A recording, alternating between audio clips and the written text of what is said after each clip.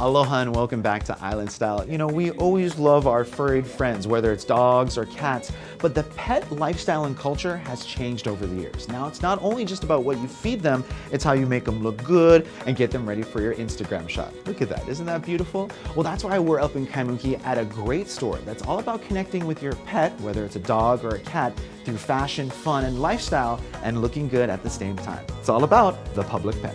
You ready for your close-up? Okay, here we go.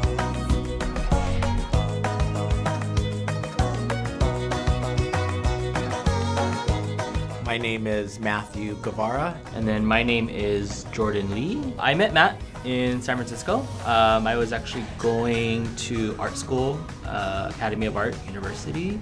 We did basically a long distance relationship for about a 6-month time. And then he eventually moved up to San Francisco and met up with me. And we lived there for about, how long was it? 5 years. 5 years. Mm-hmm. And then we decided to relocate to Hawaii, where my family lives. I'm originally from Milani. We were just like living and working here in Hawaii, finding out what I wanted to do with my job and my life. And then Matt had just been hired on with his job. What are our two passions? And it's basically, you know, our dogs and... Our dogs. Well, our dogs, yeah. And, you know, just really what was Hawaii or Honolulu really in need of. And that was really just a cool like dog store. The answer that we always give is, you know, if we were dogs, where would we want to shop? And so we really felt like, well, there's no real immediate answer for that. So we just decided to kind of create it on our own. That was the birth of the Public Pet. We didn't want the store to be cliquey or stuck up. We wanted it to feel very welcoming, and I think that sometimes when people come into the store, they might get the impression that we're expensive or, you know, they can't come in here because they don't relate. But I think by us being here and being warm and just being ourselves, you walk in, you know, a lot of times if we don't know you and if we have beer in the refrigerator, we'll say, hey, you want a beer while you shop? Of course, if you're of age. Yeah. It's important to us to make everyone that comes in the store just feel like our friends. We don't want everyone to just feel like you're shopping and you're a regular customer. We want you to feel like you're at our home hanging out with us on our couch with our dogs, with your dogs. It's very important for us, for people to just feel welcome. This is our life, and it's truly the lifestyle that we live.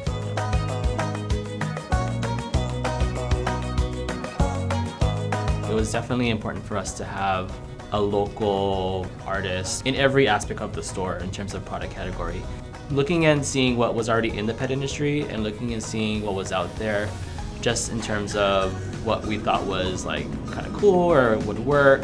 It was tricky finding the right fit, and we just felt it was easier to reach out to people that we knew and we trust their aesthetic to create a pet product versus kind of picking from what was already going on in Hawaii. Not saying that it was a bad thing. If we can't find it, we want to figure out a way to create it. And if we don't create it, we know there's a lot of creative people on the island, and we just approach them and, you know, we approach someone who makes women's or men's clothing and ask them to use their fabric to make a dog bandana.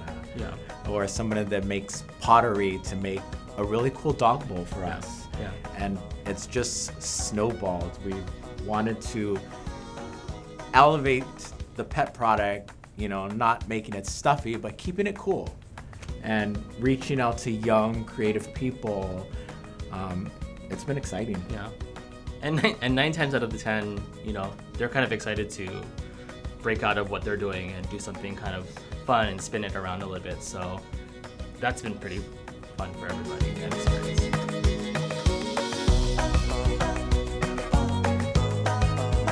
Our vision was for our store to kind of look like our home.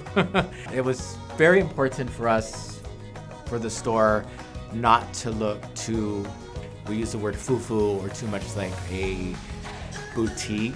We didn't want it to look too feminine. We wanted to make sure that guys came in here and felt comfortable too.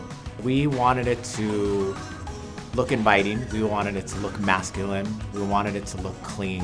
We didn't want you to come into the store and feel overwhelmed with product. We get a lot of men that actually come in and say, my wife sent me here and she said, you gotta come check out the store. I'm picking up dog food. And that was truly what we wanted. We wanted everyone to feel welcome, and how a store looks and how they make you feel is important, whether you're gonna get that customer back. And we don't wanna be a pet store. We want it to be a lifestyle. So, how could our store look cool, not just a typical pet store? We want it to be a reflection of us and who you are and who your dog is.